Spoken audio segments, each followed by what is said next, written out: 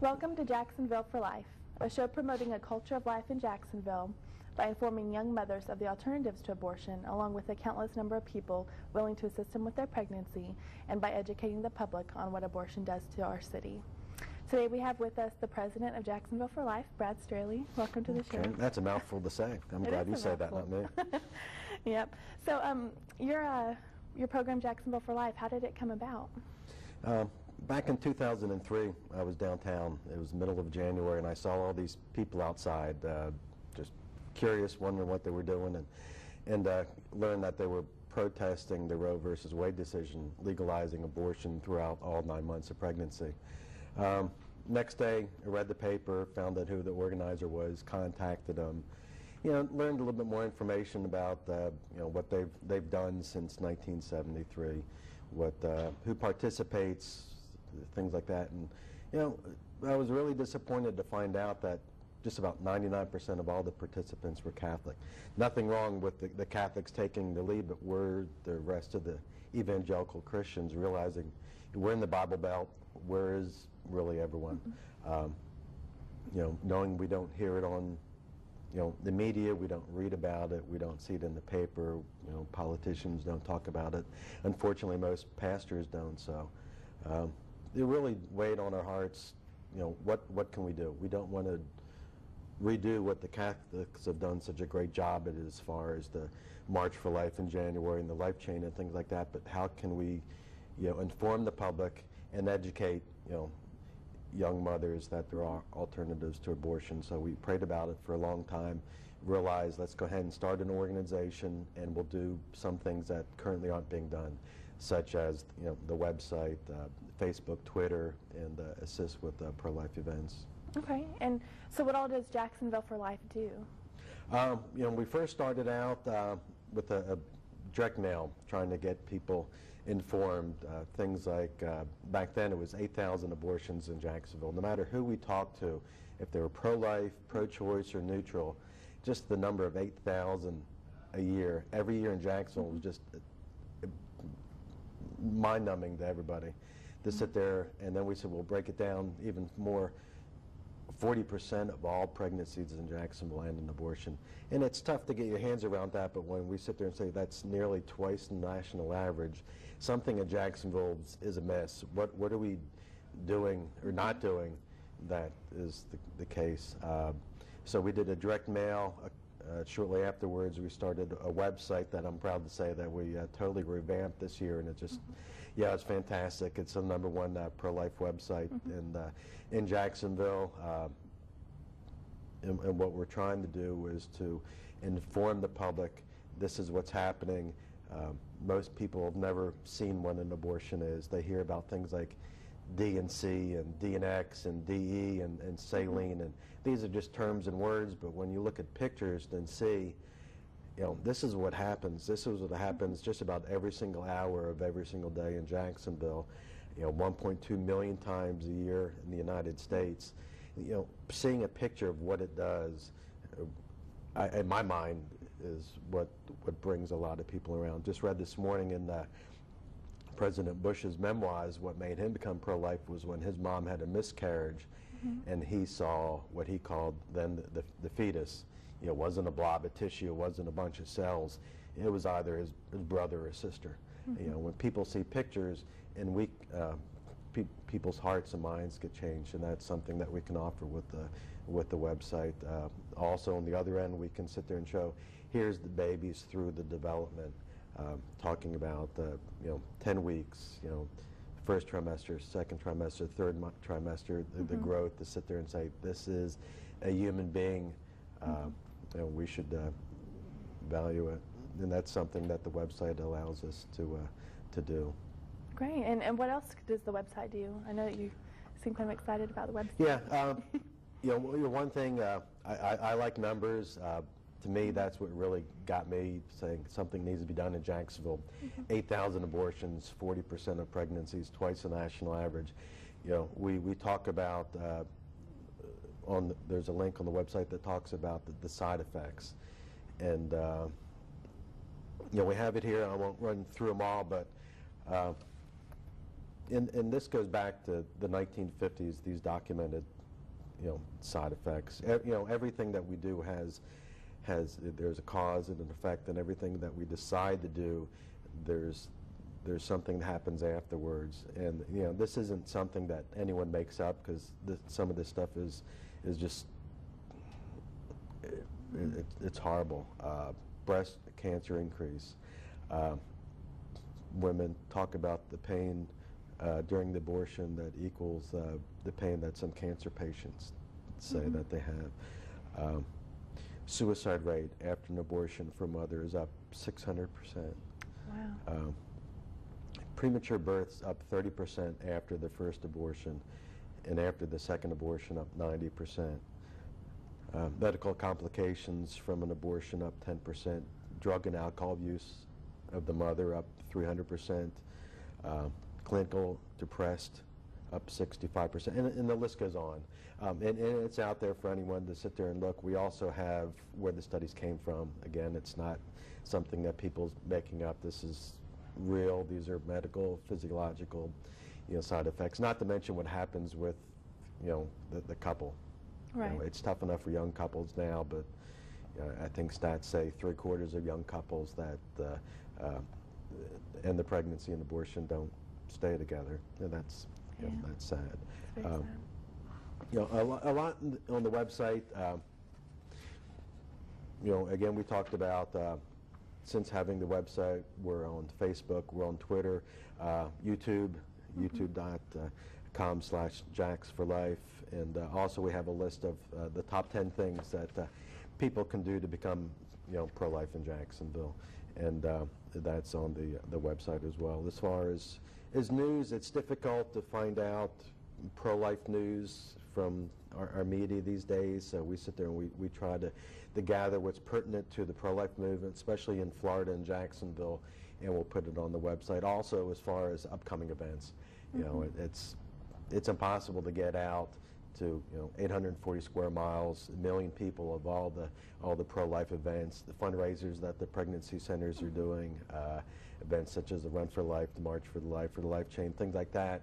So we'll put that on the website. We'll also, if anyone wants to send an email, we'll send them out an email twice a month, but we won't pester them like the junk mail that we get. But yeah, I'm excited about the website, because that's something that wasn't around 7 years ago, and I think anyone that goes to Google, puts in Jacksonville Pro-Life, we'll be there. I'm really proud of it. Right. And how is Jacksonville for Life funded? We're totally funded by private individuals. We're 501c3. Everything is tax deductible. We don't get anything from the state or city or the federal government. It all comes from the generosity of people that feel that we should have a culture of life in Jacksonville. We can do better. Okay. And I know you mentioned some events earlier. Did you want to elaborate on some of those events? Yeah, we've really been fortunate over the years. The city of Jacksonville used to have a neighborhood summit, and would bring down together all the neighborhoods in Jacksonville, and we had the first pro-life booth, giving an opportunity of the different neighborhoods to learn where the pregnancy centers are. Unfortunately, for some of the neighborhoods that are targeted by Planned Parenthood and some of the abortion mills, inform them what's going on in the neighborhood and why their neighborhood's being targeted. That was a very good avenue to get the word out, and unfortunately the city cut that out. The family summit was another thing. This is a family issue. It's a mother and the father and the baby. Grandparents are involved. Again, there was a great avenue to get the word about. There's resources. If you're pregnant, you do have more than just one option. You have 3 options. Here they are. Here are the resources. If you need assistance, this is where you can go. And it was a great avenue. And unfortunately, the city cut that out as well. A number of years ago, we had an opportunity to Edward Waters College, and they had a health fair. It was really encouraging to see that the youth at the college interested, to learn about what abortion is. Just like middle-aged people and the elderly. Most people don't know what it is or how it affects them, especially the African American community. Right. Last year we had a national organization come to UNF for 2 days, and really was curious to see how that was going to work. I mean, this is graphic stuff. These are pictures of, you know, babies that have been aborted, big color banners up, and 2 days we were there. We sat there and we talked to students. We let them approach us. We didn't go out seeking anything.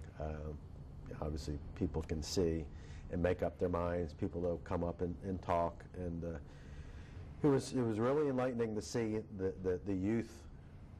Like, wow, we had no idea this is what it is.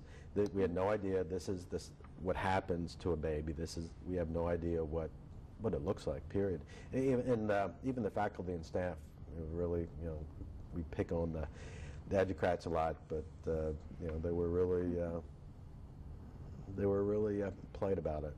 Yeah. And what do you find surprises people the most when they hear about abortion in Jacksonville? I think the first, the sheer numbers. You know, the sheer numbers. You know, now it's 7,000. The fact that we have more abortion mills in Jacksonville than the entire state of Kansas. I mean, I was reading this morning, one of the abortion mills in Kansas is closed. They have 3 left. You have 3. You only have 3 on University Boulevard.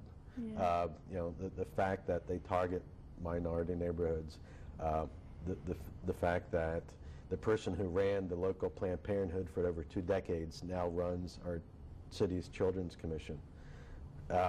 How that got through, I have no idea. But you know, those things really, when you get to talk to the people, they're really surprised. They're surprised about the side effects. They're surprised about the volume of abortions. They're surprised how the abortion bill's gotten into places like, you know, city government, the Children's Commission, you know, the bridge, how our tax money goes to that. $350 million of our taxpayers' money goes from the federal government to, you know, Planned Parenthood. All those things, people are surprised because, you know, most people aren't talking about it. Yeah, and how have the churches embraced the pro-life movement? I think reluctantly, slowly, in my mind. You know, I had one pastor on the west side tell me it's a lose-lose situation when he preaches about abortion. You know, half the people don't like hearing about it, and the other half saying, well, you need to do more about it. And I can empathize. I'm not a preacher, so I can only imagine what the congregation feels, but right. You know, you can't really pick and choose.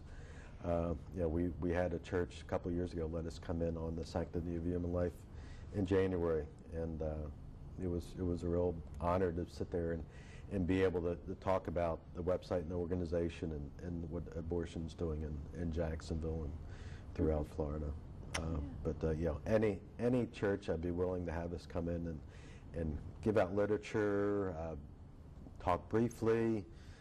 Obviously, have someone else talk besides me would be a blessing.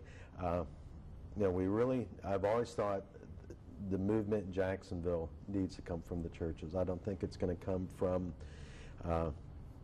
you know, the lay people. I don't think it's going to come from lost. I think it really needs to come from the churches, and until the churches really embrace a culture of life in Jacksonville, I think we're just probably going to just, you know, muddle through. Right.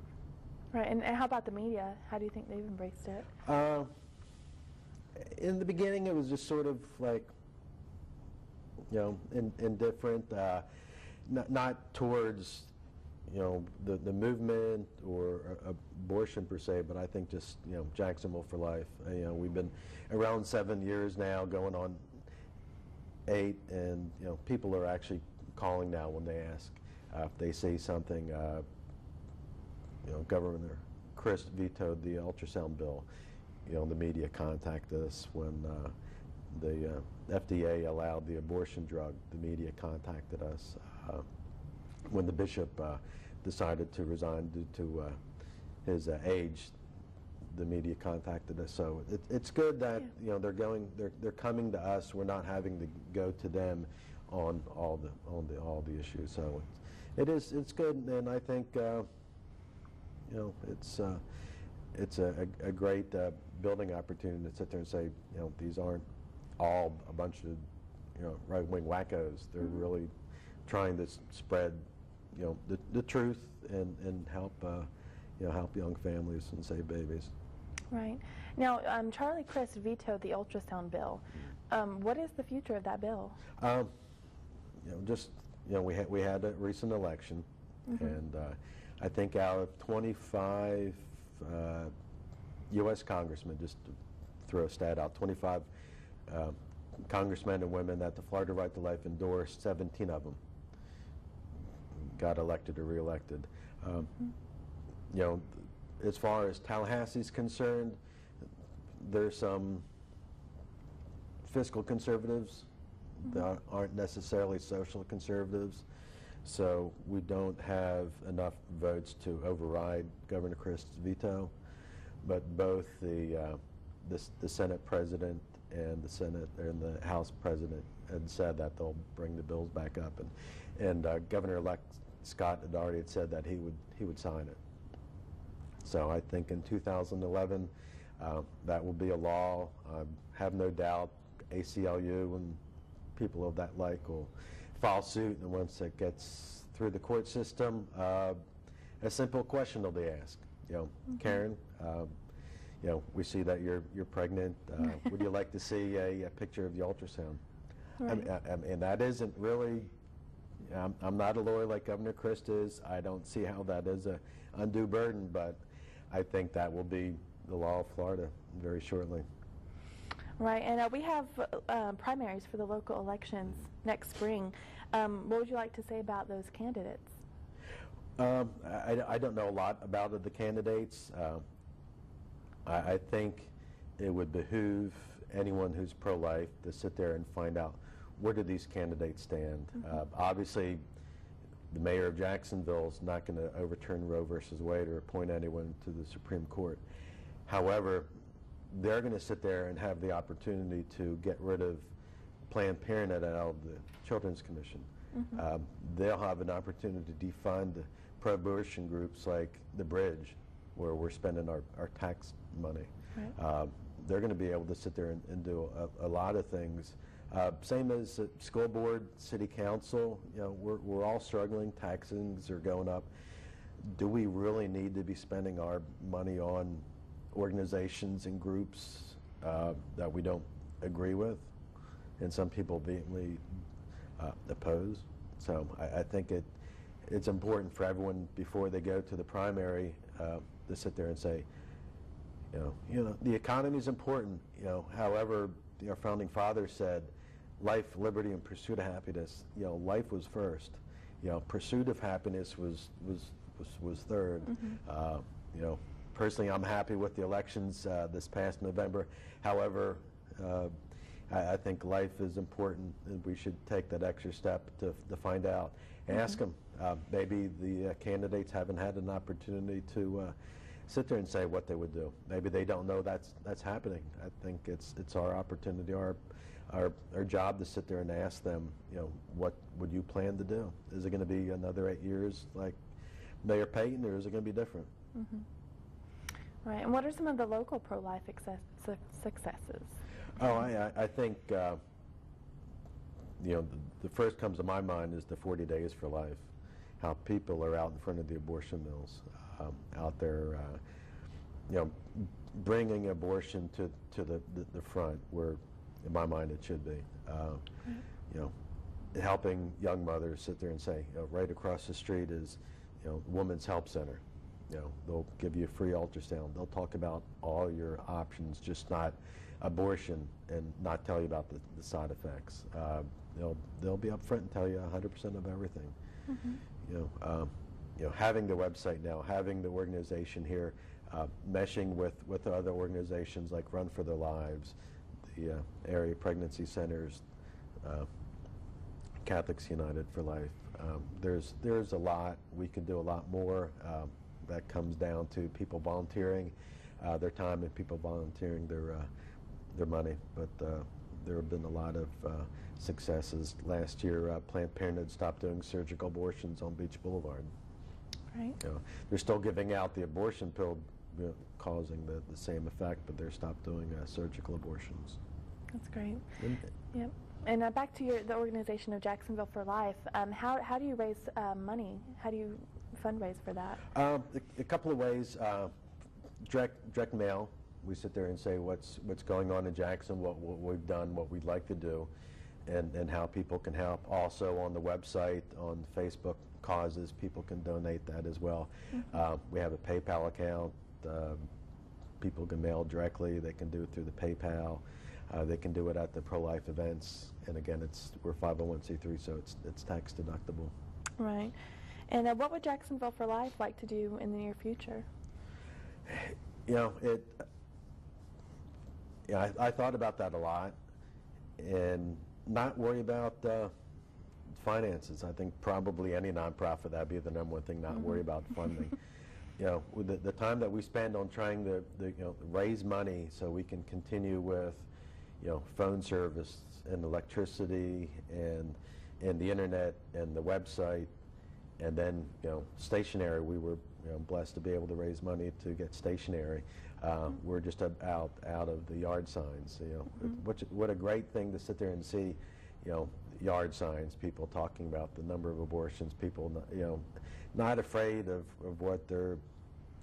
Some people, homeowners association, is going to sit there and say about them having a yard sign. Giving out literature, bumper stickers. When we see bumper stickers in Jacksonville, we just, in my mind, I just get a smile, because I think, they probably got it from one of the pro-life events. But the things that we could do, radio.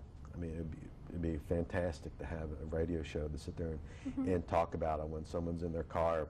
What else they're going to do? They're going to listen. They're going to hear. They're going to learn. And they're going to find out this is happening in Jacksonville, and here are the alternatives to it. The schools, the billboards. We have billboards all over the place. Love to have pro-life billboards talking about the area pregnancy centers.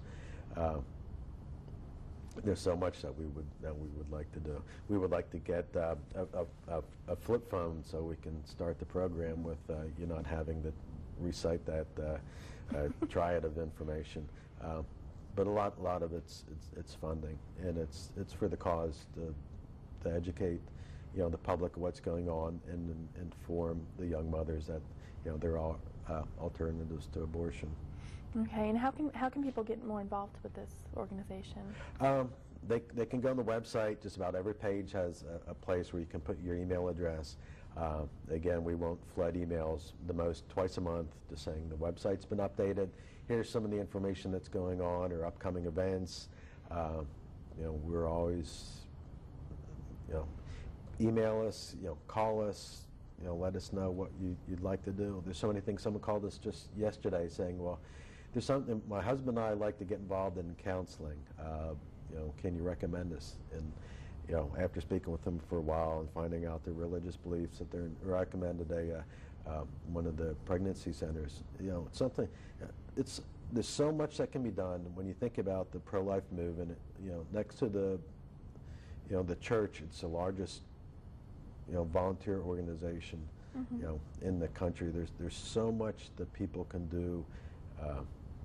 Sidewalk counseling mothers, counseling the women, counseling the fathers. All those centers are run by volunteers. They all need assistance, just like when we're in our homes. All our homes need work. The homes for unwed mothers, they all need assistance. People need clothes. They need things for the babies, for when the children grow up. All that information is needed. All those things are needed, rather. And email us, call us anytime. Write us snail mail. All of it is fine, and all of it is greatly needed. Great. And is there anything else that you'd like to talk about today regarding Jacksonville For Life, or anything? Or? On the website, we have a list of top 10 things that people can do to make Jacksonville more a culture of life. We listed, one was for the website. You really don't know your friends and family and coworkers, who's pro-life, who's pro-abortion, and the vast group in between that just isn't really familiar with it. in it's really a non-intrusive way. We do have pictures of aborted babies, but there's plenty of warning. You're not going to go into it by accident. Boom, there's a, baby buying a saline solution. The next will be contact our elected officials. They really don't hear from us often. Contact them when they do something. Catch them when they're doing something right. Let them know. We appreciate it. We have some great city council members that are very supportive. But let them know when things that come up. We do have an election. We're going to have appointments. Is there any reason why, if we have social conservatives in the mayor's office and in city council, why the people that are in charge of the boards and the commissions aren't social conservatives as well? But they need to know. If they don't hear from the pro-life folks, they're going to probably just think it's not important and do whatever. Something that we talked about earlier about the church. If your church doesn't have a pro-life ministry, talk to the pastor. We have a ton of resources. Nothing needs to be done all over again. Nothing needs to be reinvented. Just take what we have and take it to your church and make it available to the congregation. Again, like I said earlier, I really think this needs to come from within the church and go out. Right. Every time your pastor does talk about abortion or pro-life issues like Terry Chavo, thank him. Every time I hear my pastor talk about it, I'll shoot him an email or send him a postcard and tell him, thanks. I appreciate you, bringing that up, because Lord knows how often he's going to sit there and get the opposite. Why are you doing this? Why are you talking about this? This is a political issue. This isn't a church issue. Again, we can't talk about donating often enough because we couldn't be around these past 7 years if people haven't donated their time and their money. Attend events. They're free. We have the March for Life in January. We have the Run for the Lives that benefit the pregnancy centers. That's Labor Day weekend, the Life Chain. There's a number of them. We advertise them on the website. We'll email folks that want to be emailed, but they're free. It's really it's a great way to fellowship with other pro-life people, let them know what's going on, disseminate information. It's really encouraging to the pro-life folks. Get involved. We just had an election. We have another election coming up. Find a candidate that's pro-life and help them. Volunteer with us. Volunteer with one of the pregnancy centers. They're scattered throughout Northeast Florida. Find one that's close to home or close to work and see what you can do to help them. Because every single director says the hours of operation is determined by the number of volunteers. And the thought of a young woman wanting to go to a pregnancy center but can't because they're closed and decides to go to an abortion mill is just, it's sad. But if you can volunteer, please do so. Purchase a Choose Life tag. I gotta admit, this color is the most god-awful color that there is. But when I see it on the road, I'm encouraged by it. Right. And it only costs $22 a month or a year. $20 of it stays in Duval County to help people that want to adopt babies. The last two things in the top 10, vote. You find out who the pro-life candidate is and vote and pray. Probably the most important thing is to pray. Right. Definitely. Prayer's a great thing, and we really appreciate you being here today and talking about the organization Jacksonville for Life. And if anyone else wants to get involved, jacksonvilleforlife.com for volunteer opportunities. I know there's probably a lot of great volunteer opportunities and also for donating. And thank you for watching Jacksonville for Life. Until next time, do something. Save babies in Jacksonville.